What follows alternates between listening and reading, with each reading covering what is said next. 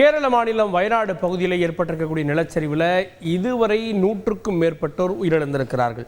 இதற்கான காரணம் என்ன அப்படின்றத நம்ம பார்க்கிறோம். முதல்ல இதற்கான காரணம் மழை. இப்போ தென்மேற்கு பருவமழை மிக தீவிரமடைந்திருக்கிறது. அதனுடைய உச்சமாக கேரளாவில் குறிப்பாக மழையை முழுவதும் பெறக்கூடிய பகுதி கேரளா. அதில் கேரளாவினுடைய ஒரு பகுதியில் மழை அப்படியே பெறப்பட்டு அந்த மழை நீரானது ஒருபுறம் சரியும், எஞ்சிருக்கக்கூடிய மேகம்தான் அப்படியே உள்ள வரும். அது தமிழ்நாட்டில் சாரலை கொடுக்கும், அப்படியே இமயமலையை நோக்கி போகும். இப்படி இருக்கிறப்போ இப்போது நாம் பார்க்கக்கூடிய இந்த காட்சி பாருங்க, இது மேற்கு தொடர்ச்சி மலையினுடைய நிலவரத்தை விவரிக்கக்கூடிய ஒரு காட்சியாக இருக்கிறது. குறிப்பாக பாருங்க, முண்டகி இந்த பகுதி தான் மிக தீவிரமாக பாதிக்கப்பட்டு, அதாவது பாதிக்கப்பட்டு நம்ம சொல்றதை விட இந்த பகுதி இப்போது இல்லை அப்படின்னு நம்ம சொல்லலாம். அந்த அளவுக்கு மிக மோசமான பாதிப்பை சந்தித்திருக்கக்கூடிய பகுதியாக இது மாறி இருக்கிறது முண்டகி அப்படின்ற இந்த பகுதி. ஸோ இந்த பகுதி எதனால் பாதிக்கப்பட்டது? மழை நிலச்சரிவு அப்படின்னு சொன்னாலும் கூட இந்த பகுதி கீழே இருக்கு. அதாவது மலையினுடைய உச்சியில பாறைகள் இருக்கும்.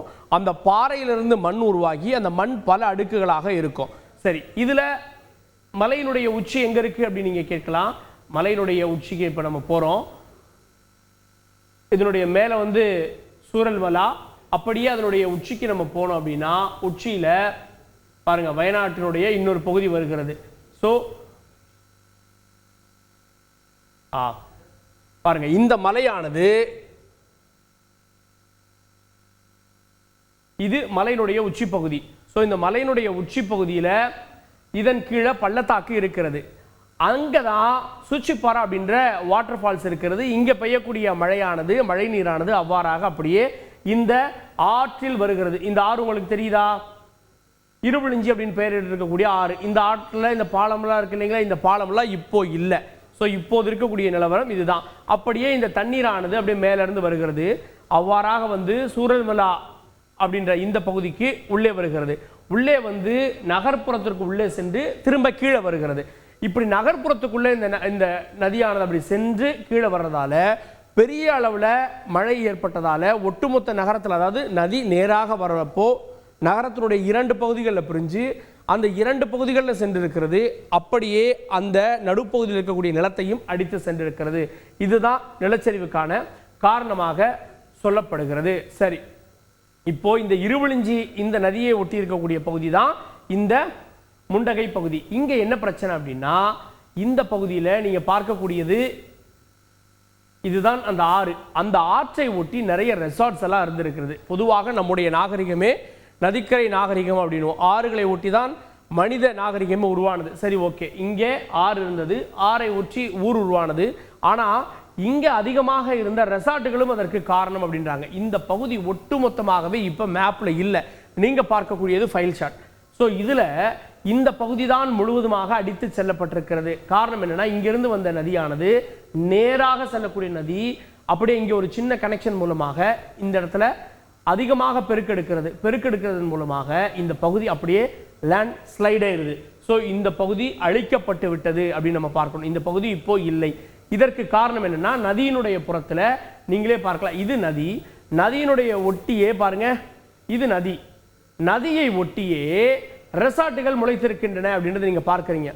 நதியை ஒட்டி ரெசார்ட். இப்போ நீங்க பார்க்கக்கூடிய இந்த பாலம் இல்லாத சூழல் இருக்கிறது. இதுல தான் வீரர்கள் கயிறு கட்டி மீட்டு கொண்டிருக்கிறார்கள் அப்படின்றது ஒரு காரணம்.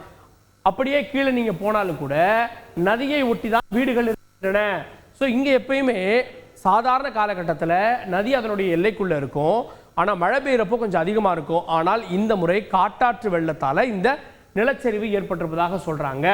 ஸோ ரெசார்ட்டுகளும் அதற்கு ஒரு காரணமாக இருந்திருக்கிறது. ஆனால் நல்ல வேலையாக என்ன சொல்றாங்கன்னா, இது ஒரு பீக் சீசன் கிடையாது.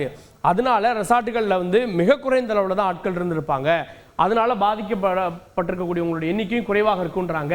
ஆனால் இங்கே இந்த பகுதியில் இருந்த மக்களுடைய நிலைமை என்ன அப்படின்னு தெரியாத ஒன்றாக இருக்கிறது. சரி, இப்போ ஒரு பகுதி நம்ம ஏற்கனவே சொன்ன மாதிரி இந்த முண்டகை பகுதி இப்போது சரிந்து விட்டது.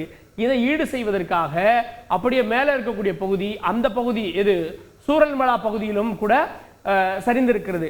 அப்போ இப்ப இருக்கக்கூடிய பயம் என்னன்னா, அடுத்து 2 நாட்களுக்கு மழை இருக்குன்றாங்க. அதை ஈவன் செய்வதற்காக, அதாவது இங்க சரிந்ததுன்னா, அதாவது முண்டகை பகுதியில் சரிந்ததன் மூலமாக மேலே இருக்கக்கூடிய நிலம் அதுவும் கொஞ்சம் சரிஞ்சிருக்கிறது. அப்படியே மேல் பகுதியில் பார்க்குறப்போ இந்த சூச்சிப்பாரா வாட்டர் ஃபால்ஸுக்கு கீழே வந்து பள்ளத்தாக்கு, அதனால பயப்பட வேண்டியதில்லை. ஆனால் இதற்கு மேலே இருக்கக்கூடிய சில இடங்களில் அச்சப்பட வேண்டிய சூழல் இருக்கிறது. எங்கே அப்படின்னா சூரல்மலாக்கு பக்கத்தில் இருக்கக்கூடிய இந்த பகுதிகள் எல்லாம், அதாவது பாருங்க நம்ம காட்சிகளில் பார்க்கக்கூடிய பகுதிகள் சூச்சிப்பாரா லேக்கு, ஸோ இங்கெல்லாம் வந்து சரிவுக்கான வாய்ப்புகள் இருக்கிறது அப்படின்றாங்க. அந்த சூச்சிப்பாராவை ஒட்டி இருக்கக்கூடிய ரெசார்ட்டுகள், சூச்சிப்பாரா பக்கத்தில் இருக்கக்கூடிய இடங்கள், இங்கெல்லாம் அடுத்த நிலச்சரிவு ஏற்படுன்றாங்க. குறிப்பாக வெள்ளரிமலா அப்படின்ற இடம், இது எங்கன்னா சூச்சிப்பாராக்கு கீழே, அதாவது சூச்சிப்பாராக்கு கீழே இருக்கிறது. இப்போ பார்த்தோம் அப்படின்னா முண்டகையில் சரிந்திருப்பதன் மூலமாக இங்கேயும் சரிவு ஏற்படுவதற்கு வாய்ப்பு இருக்கிறது அப்படின்ற விஷயங்களையும் பதிவு பண்ணுறாங்க. ஸோ இந்த சூரல்மலாக்கு அருகே இருக்கக்கூடிய கிராமங்கள், அருகே இருக்கக்கூடிய பகுதிகள் மிகவும் ஜாக்கிரதையாக இருக்க வேண்டிய ஒரு தேவை இருக்கிறது. ஸோ 2 நாட்கள் நம்ம பார்க்கலாம். இப்போ இன்னொரு செய்தியை நம்ம பார்த்து விடலாம். அதாவது இதற்கு வானிலை ஒத்துழைக்குமா அப்படின்னு நீங்க கேட்கலாம். வானிலையை பொறுத்த வரைக்கும் 2 நாட்களுக்கு அலர்ட் கொடுத்துருக்காங்க. இப்போது நாம் பார்ப்பது கேரளாவில் வந்து கொண்டிருக்கக்கூடிய மழையினுடைய அளவு. மழை பாருங்க, இப்போ கோவைக்கு அருகே இருக்கிறது உதகமண்டலம் அருகே போனோம் அப்படின்னா நம்ம பார்த்துடலாம். இந்த பகுதிகள் எல்லாம் ஒட்டுமொத்தமாக மழை பெய்து வருகிறது அப்படின்றதா மிக முக்கியமான ஒன்றாக இருக்கிறது. இன்றைக்கு மட்டும் இல்லை, நாளைய தினமும் மழைக்கான வாய்ப்புகளையே அது அதிகமாக கொண்டிருக்கிறது. பாருங்க, நாளைய தினமும் மழை இருக்கிறது. நாளை காலையில் மழை கொஞ்சம் குறையும். ஸோ மீட்பு பணிக்கு அது கை கொடுக்கும். நாளைய தினம் மதியம் பாருங்க, நிலாம்பூர் பக்கத்தில் இந்த பகுதிகளெல்லாம் மீண்டும் மழை தொடங்கி விடுகிறது. அப்போது சிரமம் ஏற்படும்.